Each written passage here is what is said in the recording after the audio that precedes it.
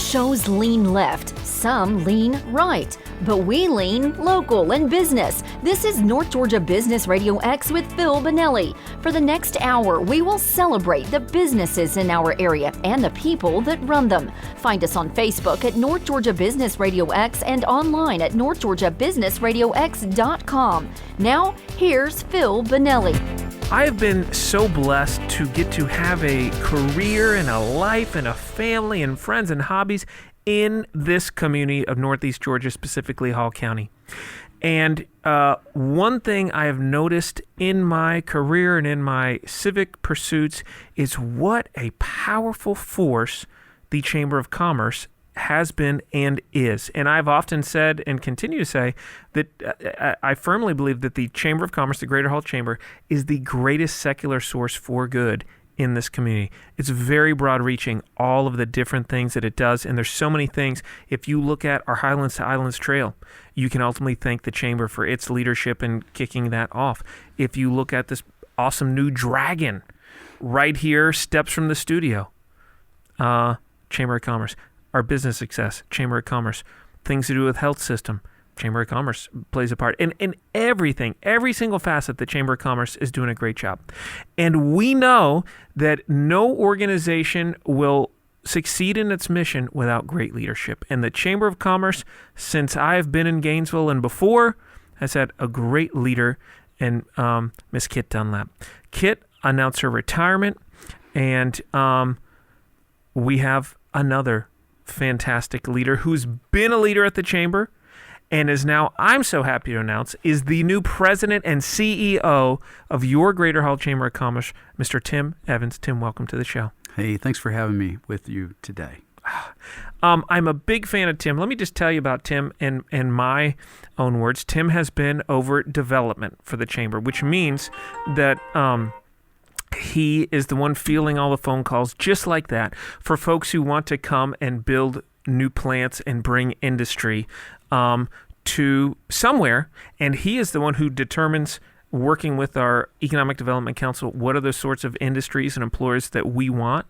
And he courts them, and he helps to get our community in a position to be ideal candidates for new development. And then he helps to facilitate that. And all of the great things in our community require money. And so we need employers. We need people gainfully employed. We need them with opportunities, career advancement. And so the kind of businesses Tim has played a vital role in bringing in have facilitated that. So that's what he's been doing. He did it at the state before that at a very high level. He is known across the state as a major resource in that realm at the Chamber. So that's what he's been doing, and really kind of the right-hand person, second in command, other key leader at the Chamber. And so it's great to have you at the helm. So what's it been like? You've been at the Chamber for, seems like forever. How does it feel now to be the number one? Yeah. So I started at the Chamber in 2005, and I had known Kit Dunlap when I worked at the state doing economic development since 1994. So almost 30 years in doing economic development, but for the last 20 years here in Gainesville, Hall County. And Kit and I actually knew each other because she was the chair of our board for the then Georgia Department of Industry, Trade, and Tourism under Governor Miller. But Kit actually recruited me to come interview for the position here, and that's how I got here, 20 years ago. Goodness.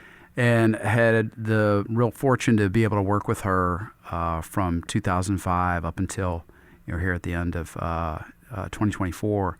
And during that time, we're a 116, 117-year-old nonprofit organization, the Chamber of Commerce. And many people think of the Chamber as being a part of government. We're actually a business association. But we're more than that, because the community, as you said, is so interconnected between nonprofits, healthcare, community organizations, education. Yep. It's all a part of the community, and it's all interconnected. And so as a chamber, we have to be involved in all of that and engaged. And the way that we really do that successfully is encouraging people to participate and work together on different issues. It is wonderful to see I think that's pretty forward thinking of the chamber to have such a holistic approach because, the chamber, it's a business organization, but employees of businesses, their kids go to school. We all need healthcare. We need roads. We want to enjoy life and have nice green space and parks, etc. And so it's all interconnected, and it's great the way that the chamber is a force in all these great arenas. When you think back to Kit, what are some of the things you learned working with her? What are some key Kit lessons?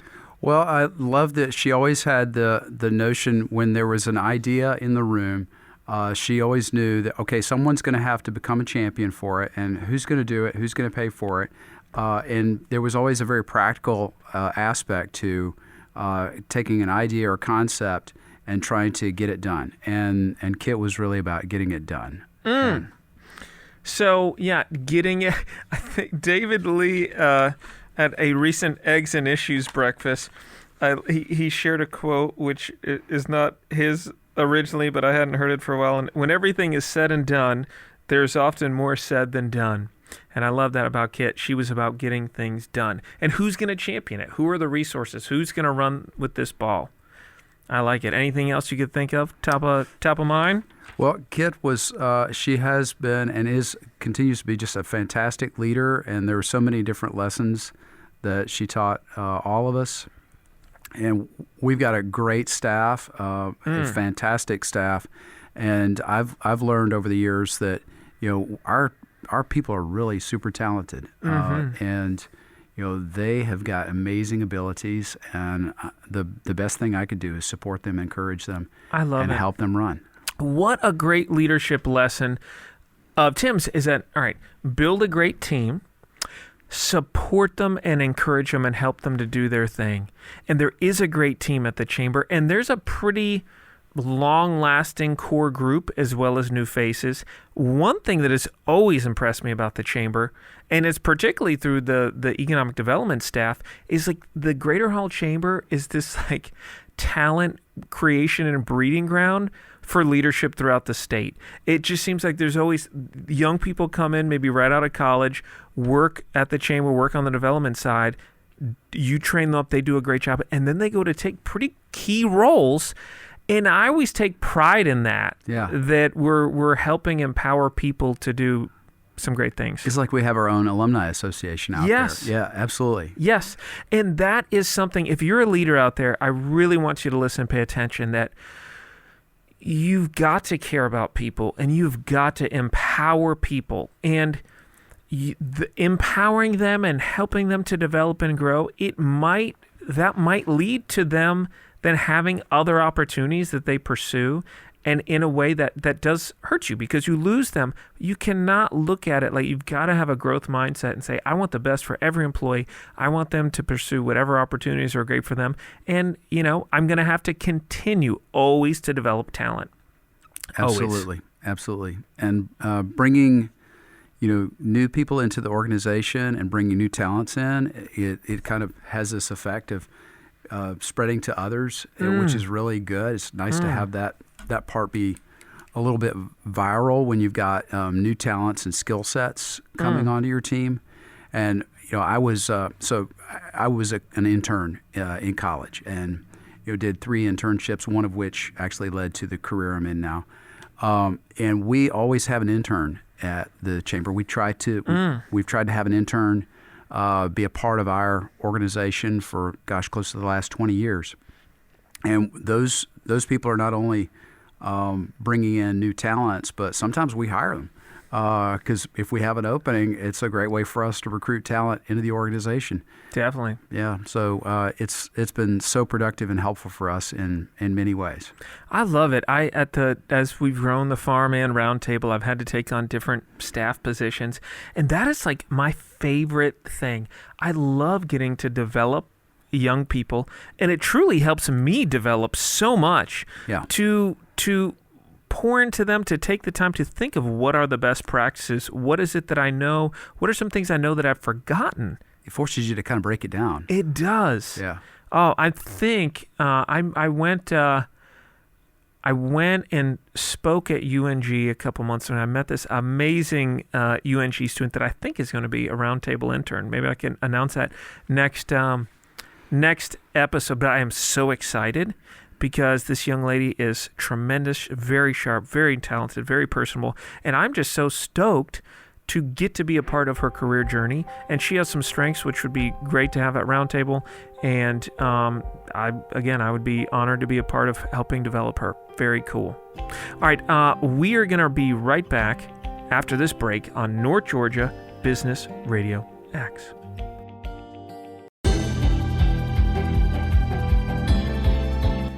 Business can have so much impact for good, and I truly hope that your business is serving a mission for your customers and employees and vendors and partners is making the world a better place. But you can't achieve that mission if you don't understand your numbers and your finances. What sort of grip do you have on your business? At Roundtable Advisors, we work with growing companies who've really grown to the point where they need some executive talent. They need a CFO. They need somebody who knows the finances, knows systems, but they can't afford one full time yet. Step in a fractional CFO, which is what we provide. Somebody with decades of experience who could come in 1 or 2 days a week and help take your business to the next level you want it to be at.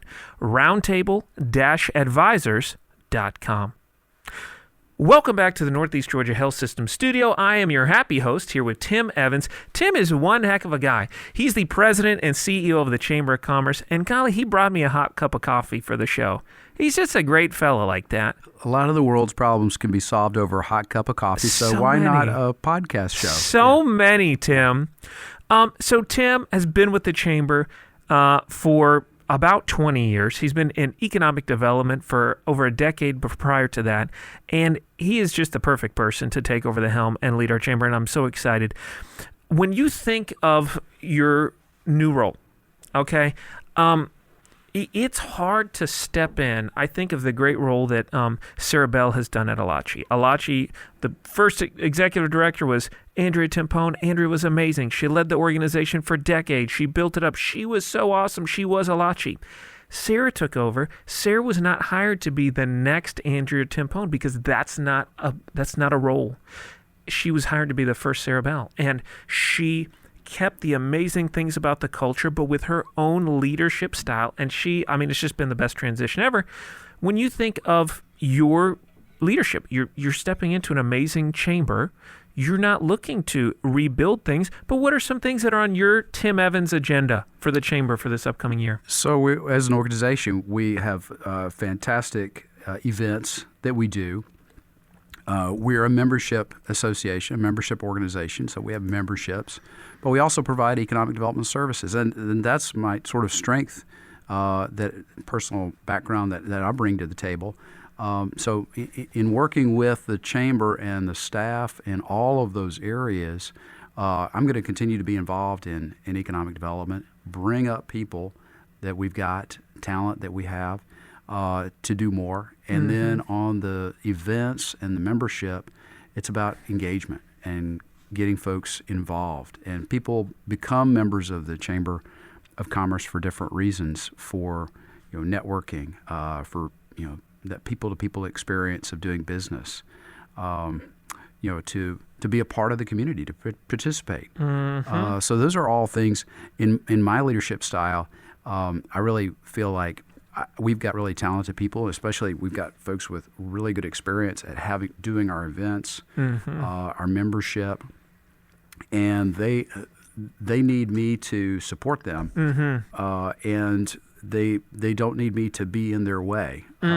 So in terms of what I'm going to do in my own leadership style with my team is try to be available, try to support them, encourage them, and celebrate them when they are doing things that are successful for us. And I think that's something that we're really a small organization. There are 13 of us on the staff of the Greater Hall Chamber of Commerce with an army of volunteers and businesses that participate in the chamber. So we kind of have this small group of talented folks to day-to-day work with a 1,500 members, Right. and countless volunteers that help make all these different things in the community happen. I love that, and that is so powerful to just be focused on empowering your folks. And I love that you're focused on engagement. And I'm going to tell you out there, if you are not a member of the chamber, go become a member of the chamber today. And you might be in a surrounding county. This is North Georgia Business RadioX. Obviously, we're sitting right here in beautiful downtown Gainesville, but this show is broadcast in other surrounding counties. If you do business in any sort of way in Hall County or would like to, join the Greater Hall County Chamber. You don't have to live here. Number one, join it and get engaged. If you're a member of the chamber and are not engaged in chamber activities, I would highly encourage you to call over there and learn more about it and see what's the best place for you to plug in. Whatever you're interested in, go plug in. I mean, I get so much benefit in life and business from things I do at the chamber, and I've never, not once, gone about it thinking, I'm going to go to this event or I'm going to do this thing because I'm going to go find 3 contacts to call on for business. That's not how it works.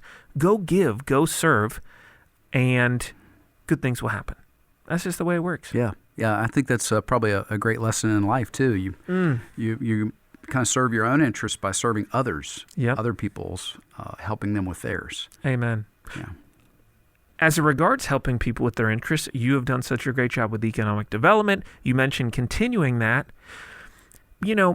When we think of economic development, I tried to mention when I referenced it earlier, it's about bringing the right kind of jobs. It's not just about whatever kind of business wants to come here. We're not desperate. We can be selective. We're selective. Okay. We're the real cute girl in the senior class. We're not just saying yes to anyone to go to prom. What are we looking for? What's our criteria for folks we would like to come and be a part of this community from a industry standpoint? Well, we talked earlier a little bit about engagement, and one of the reasons it was really important for us to be so interconnected with all these different areas in the community is many of our businesses they're family-owned businesses. The corporate headquarters or division headquarters is here in Gainesville, Hall County. So we have the leadership in addition to the production. So yes, there are very talented, production-skilled people involved in running the business, whether it's a pharmacy benefits management company or a world-class construction company or a manufacturing company of agricultural equipment. They have a big presence of engineers, talent to run the business, the C-suite, but they're also the decision makers, and it's where the company's capital is being spent primarily. And so they're involved in all these different organizations in the community. So we love more of that. Yes. And to be diverse. And when I say that, economically diverse, so we've got a big employment sector of healthcare in the community.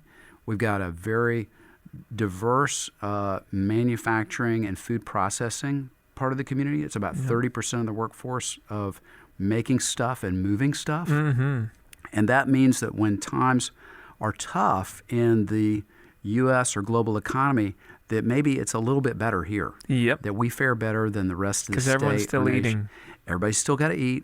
When people are sick, they still need health care.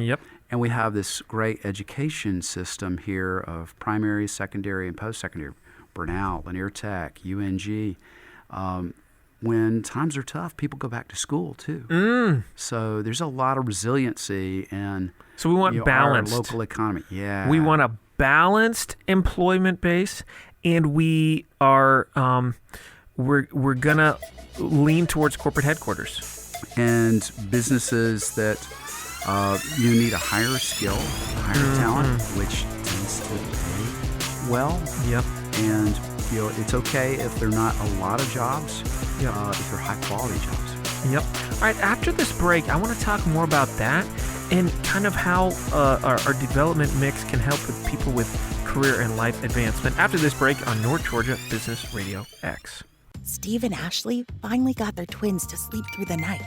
But the thought of saving for 2 college tuitions kept them up at night. That's why they decided to meet with their Regions banker to build a Regions Green Print plan, a financial roadmap personalized for what matters most to them. Now Steve and Ashley are confident in reaching their goals for today and tomorrow. Start building your financial confidence with a Regions Greenprint plan. It's free, and it's only from Regions Bank. Visit regions.com to find a branch near you. Regions Bank, member FDIC. Welcome back to the Northeast Georgia Health System Studios. I, of course, am your happy host, Phil Bonelli, here on North Georgia Business RadioX with my good pal, Mr. Tim Evans, the president and CEO of the Greater Hall County Chamber. Tim, welcome back to the show. Hey, thanks. Glad to be back. When we were talking about Tim's priorities in his role as the leader there, I loved what I heard, and I hope that you do too. It was really keeping the focus on the right kind of economic development, which we've done so well. And thank you so much to Tim and the other leaders of our community, past and present, who facilitate that by making a great climate that has led to our success that allows us to be picky, right? And then also driving engagement with membership. This is a member-led organization, empowering his staff to do what they do to take care of our businesses and our folks, to keep them engaged. So as we were talking about the right kind of economic development and the kind of jobs we want, one thing we were touching on is that we're not really looking to necessarily pad stats with the number of jobs. We really prioritize the quality of jobs, the opportunity for folks to advance in career. Yeah. And I love that. And the more quality industry we have, the more there's opportunity for somebody who is a production manager here to become the head of a plant over here and just keep climbing. And we have this cool ecosystem of great business leadership from all these companies. Yeah, absolutely. And there's a need to just apply technology in business in every aspect of it, and that's raising the need for skills.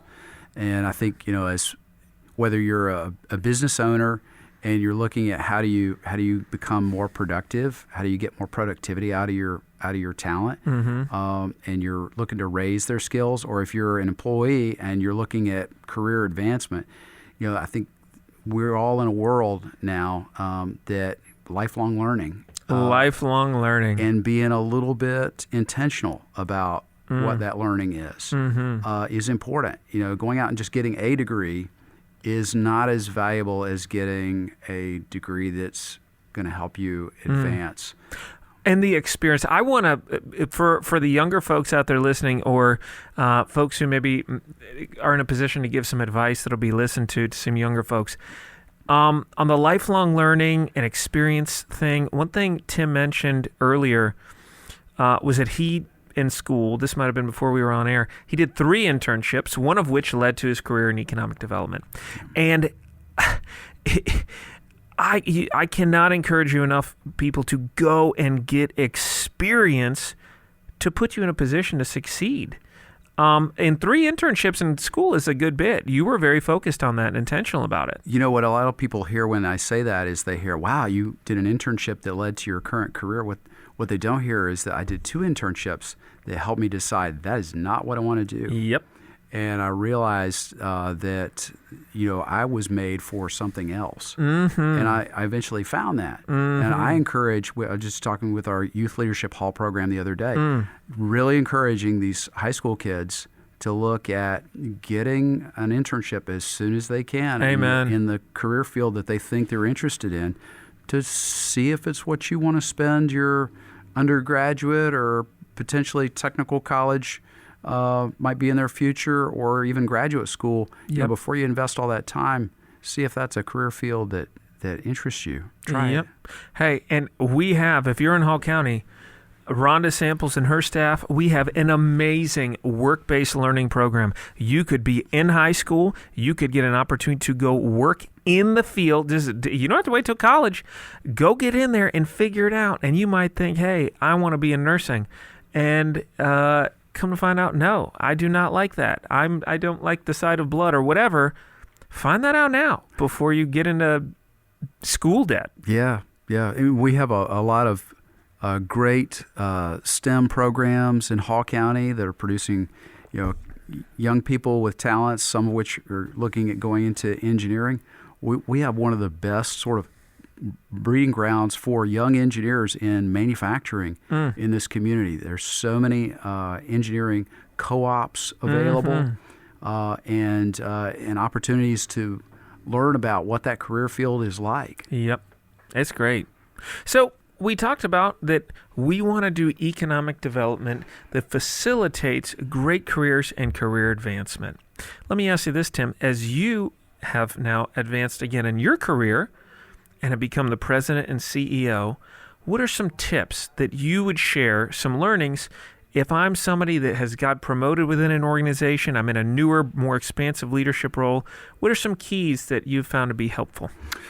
I've really have an appreciation for being able to meet one-on-one with the staff in my own transition and talk with our folks about each of the focus areas in our chamber so that I can learn what are the issues that are going on in that particular part of our business and, listen. And I think, God gave us one mouth and 2 eyes and 2 ears to use in that proportion, and listening to our employees, talk about what their issues are and maybe any pain points is so valuable. And that's been invaluable for me in going through kind of my own transition in the organization. I would encourage others to do the same.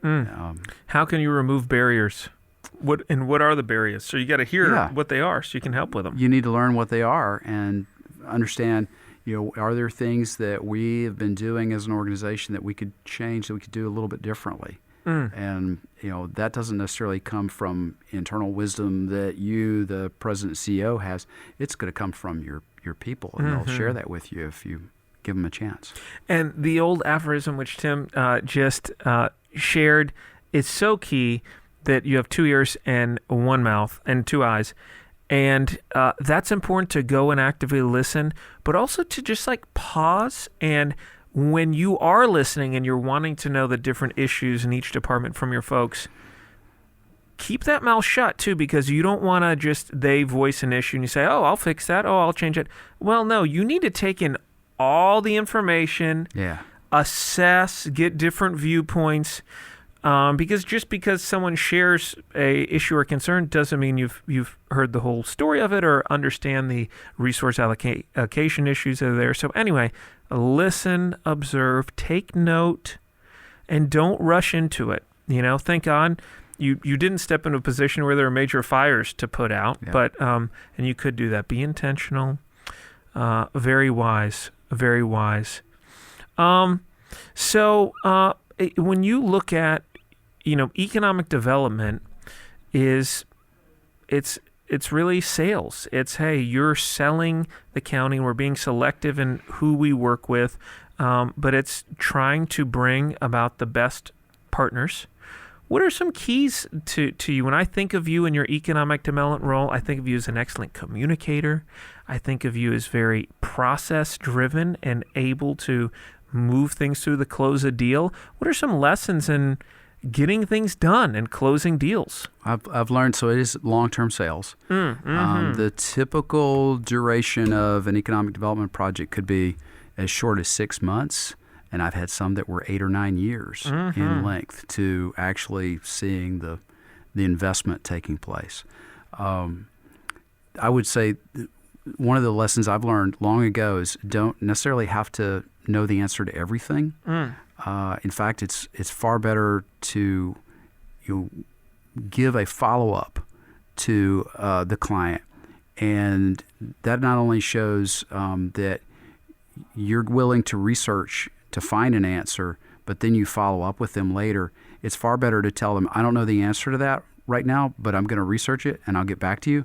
And then you show them that you actually do that. And when you've demonstrated that you're willing to follow up and you're willing to go get the correct answer instead of telling them something that you think might be right, that's far more valuable to them than shooting from the hip.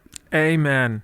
Amen. And if there is news that they will find to be negative, tell that as soon as you can. Yes. You do not want to sugarcoat things. They need to know the good, the bad, and the ugly. And people, these are major investments. And whatever your business is, it might require a major investment for people. And they need to know all facets of it. You're the experienced professional who's there to guide and consult. So make sure you do. All right, we're going to back up with that after this break on North Georgia Business Radio X.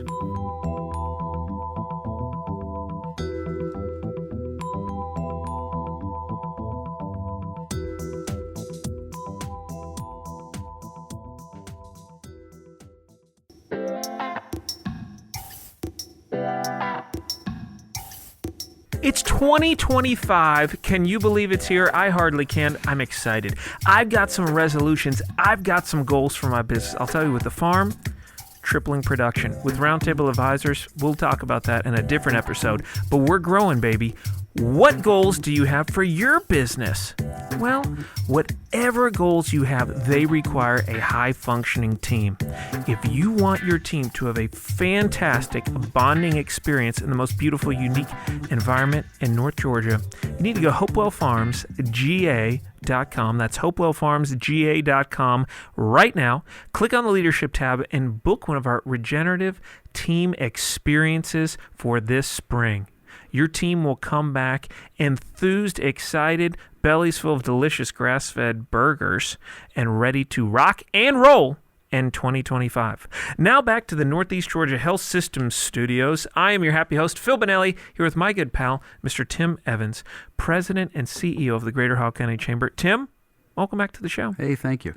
I am so happy, and really I'm honored that you took time out of your busy Chamber CEO schedule to be here, Tim. And I'm so excited that you're CEO of the Chamber. And, we're so blessed in this community because we get to have this amazing leader, and we get to have one who's following in the footsteps of another amazing leader. We're not going from something bad to good. We're going from great to great. And I'm very thankful for that. And you're the man for the job. One of the reasons you're the man for the job is because, as we talked about earlier, you see the value in lifelong learning. We got to keep staying sharp. We got to keep learning new skills. What do you like to do to keep yourself on the cutting edge?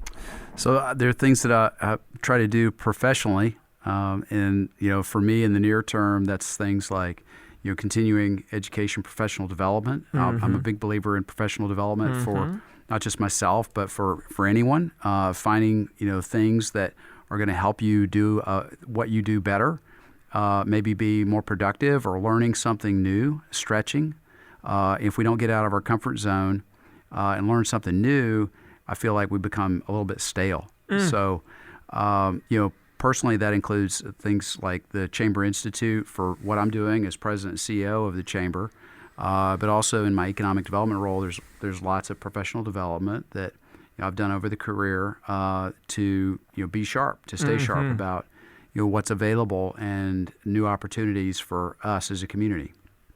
On the personal side, I try to learn new things as well, and in recent years that's meant supporting what my son is doing in mountain biking, and I've become a mountain bike coach, a licensed. Mountain bike coach is the most intense coaching learning that I've ever done. This is not about getting a basketball and saying, "Here you go, coach." No, I've had about 16 hours of training to become a certified coach, in addition to 8 hours of CPR and basic life safety training. All right. So for me, learning how to do those things, it adds to what I'm doing personally for my son, but also to me. It's enriching to me. I am very active. I love to, go out and exercise, whether it's on a mountain bike or on in a swimming pool. And for me, that's an important part of just maintaining some balance. Gotta do it. Yeah. And you gotta challenge yourself. When we do farm tours and team buildings, we go out in the pasture and we look at grass. And we, at the end of the day, in many ways, we're grass farmers. And we're using our cattle herd, these large herbivores, to impact the grasslands. And we always go through the example of, if you look at grass, all the grass in my pasture, there's many types, but they're all genetically pre-programmed in their DNA to grow to a certain height, at which point they're going to go from, instead of looking like a nice leafy stem like the grass in your yard, they're going to turn hard and get a seed head, all right? Like you might think of in a hayfield. And that's what all the grass is going to do. So, but we use cows to stress the grass by eating it down prior to that. And that keeps the grass growing.